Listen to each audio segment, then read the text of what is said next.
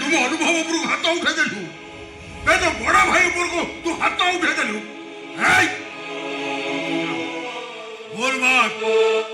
बोल बात तको अबे बोल बात वो किसी भूल करे कि भूल मांगी बिनी कहला तबे किछि भूल करिलो तबे ए सोनो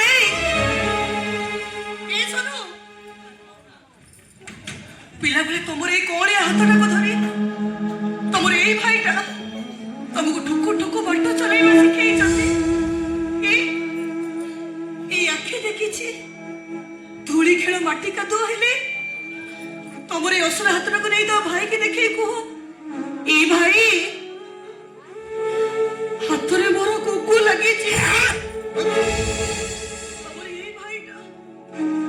तुमर से असुर हाथटा को पोछे पके काहे के जाने तुम से कोलिया हाथटा को ताको गालो मुंडरे बाड़ाई हुअते आ मु पछरिने कुहते ए अतिथि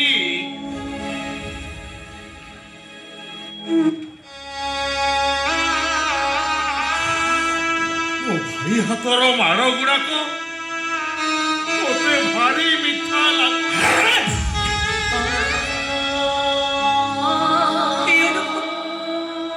आज से भाई हाथर माड़ तब केबेते लागु कहू ना ए बरो पाए तबे पूरा बापा हेलानी कोन कहिबि लो अतिथि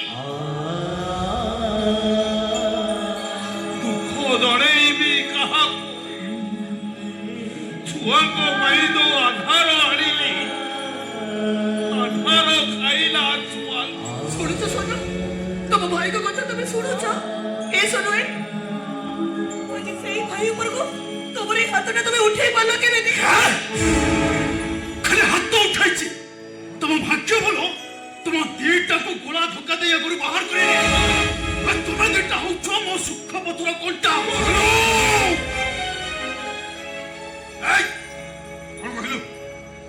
कौन कहलु तू ये माने तो सुख पथर कोंटा ओ मो सुख पथर मारी देवी सच्चे तोते आज मो मारू जीवन रु मारी देवी आउ जदी मारी न देकी ताहले मो राजा महादेव महापक्ष तो ठीक अछि तो मारी देवी रते मो मारनी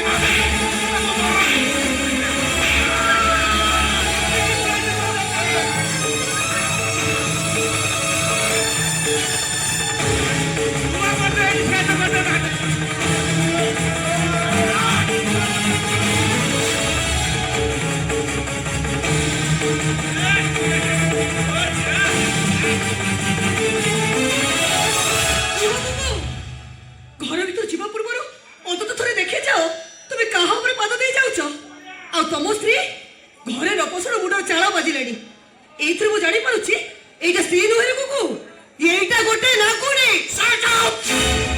जस्ट शट अप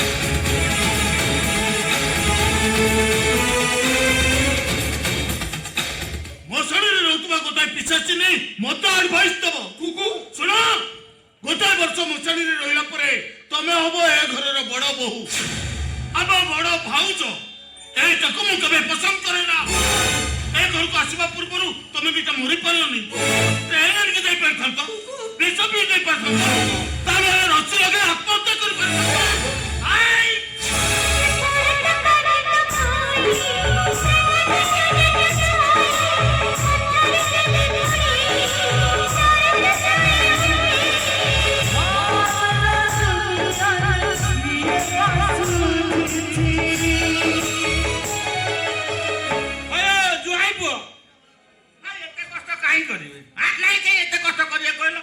फिनाइली पेजरे प्राण छटछट ही चलছে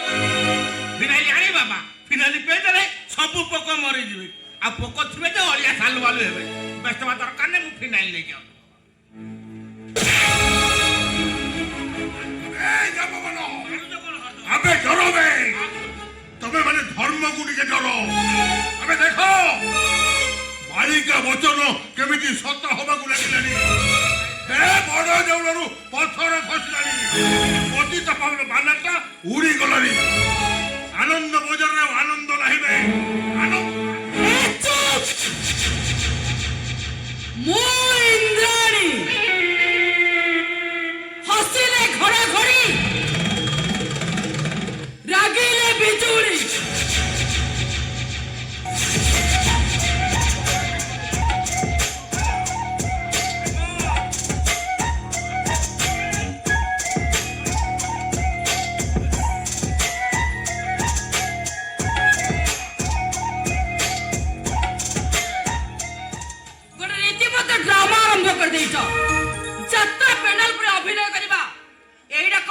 ବଂଶ ପରମ୍ପରା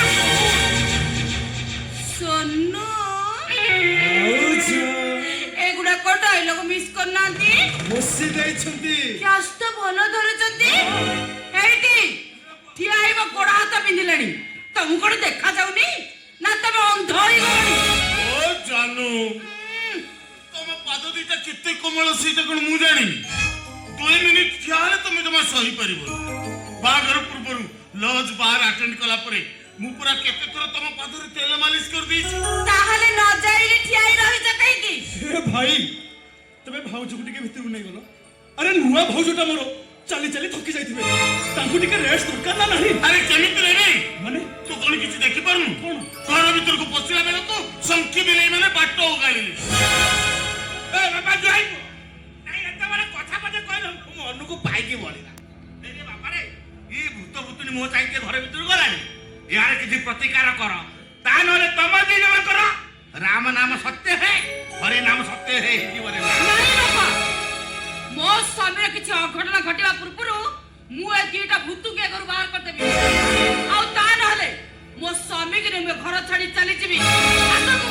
ଏ ବୁଝିଲି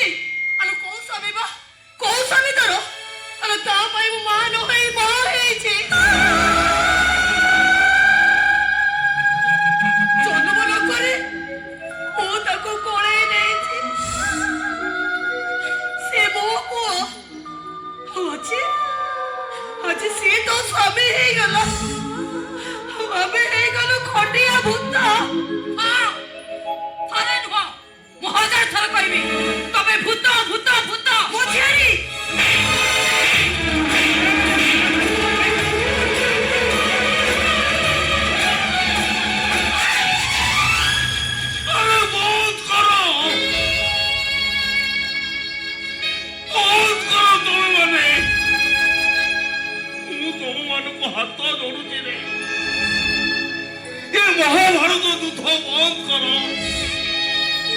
ଏ ବୈକୁଣ୍ଠ ସମାନ ଘରଟାକୁ ଆଉ କୁରୁକ୍ଷେତ୍ର ସଜାଇ ଦିଅ ନା ପୁଣି ଭାଇ ଭାଇର ଯୁଦ୍ଧ ପୁଣି ରକ୍ତ ସରୋବର ଦିଅ ନା ରେ ଏ ପିତାମହ ଭୀଷ୍ମଟାକୁ ଆଉ ସରସ୍ୱତୀର କଷ୍ଟ ଦିଅ ନା ଆରେ ଦେଖ ସମସ୍ତେ ତାଙ୍କ ମୁହଁକୁ ଦେଖ ଯୁଦ୍ଧର କରୁଣ କାହାଣୀ ଶୁଣି ସେଦିନ ଭୀଷ୍ମ ଯେମିତି 2 ଆଣ୍ଠୁ ମଝିରେ ମୁଣ୍ଡ ଜାକି ଦେଇଥିଲେ ଠିକ ସେମିତି ସେ ମୁଣ୍ଡ ଜାକି ଦେଇଛନ୍ତି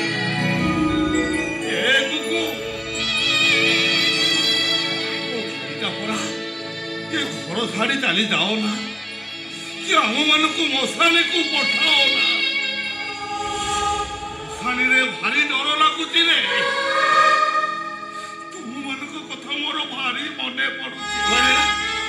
ମତେ ଏତେ ଅପମାନ ଦେଲା ପରେ ମୋ ସ୍ତ୍ରୀକୁ ଅପମାନିତ କଲା ପରେ ବି ତମେ ପୁଣି କହୁଛ ଆମେ ଘରେ ରହିବୁ ଜାନୁ ମୁଁ ତ ସେଇ କଥା କହୁଛି ଯେତେ ଶୀଘ୍ର ଆମେ ଘର ଛାଡି ଚାଲିଯିବା ହଁ ଭାଇ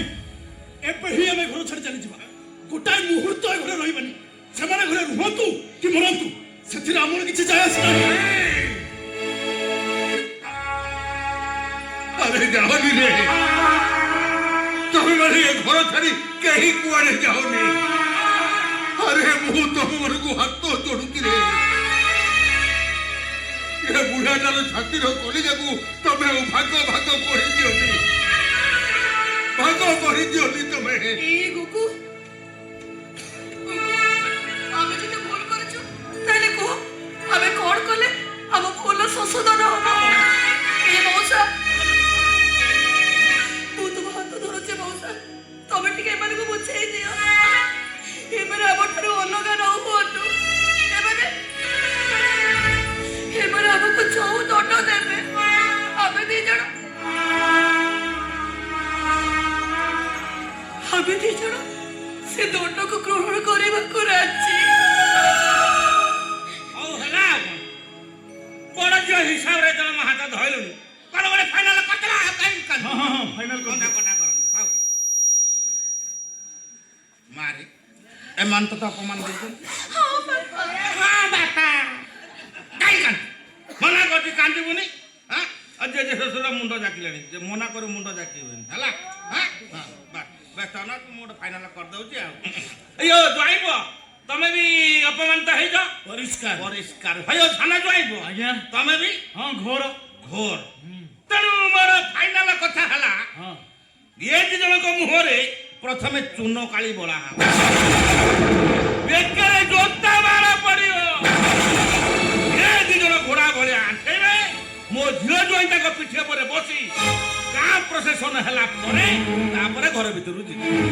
ଯଦି ତାଙ୍କର ରାଜି ନ ହୁଅନ୍ତି ତାହେଲେ ମୀରା ମଣ୍ଡପ ଫାଙ୍କା ପଡିଛି। ମୋ ଝିଅ ଜ୍ୱାଇଁକି ନେଇ ସେଇଠି ରଖିବି। ମା ନେଇଯାଅ ଆରେ ନେଇଯାଅ ତମ ଝିଅ ଜ୍ୱାଇଁକୁ। অনুভব আরে তুই এখানে কোথায় গোটে রাজি হনা রে। আরে এমানে তো ভাই নুহନ୍ତି রে এমানে তো ভগারি। শুণ তুমি মানে কুয়াড়ে ଯିବନି। ମୁଁ ତମ ମାନଙ୍କ ପ୍ରସ୍ତାବରେ ରାଜି।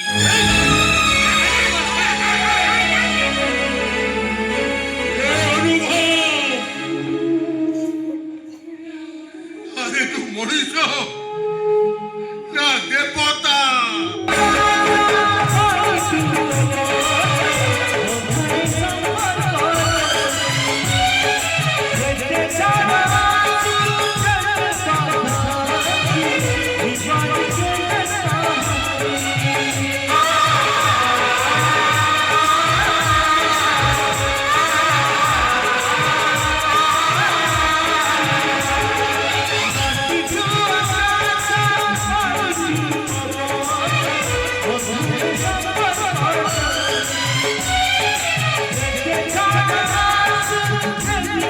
Let's go.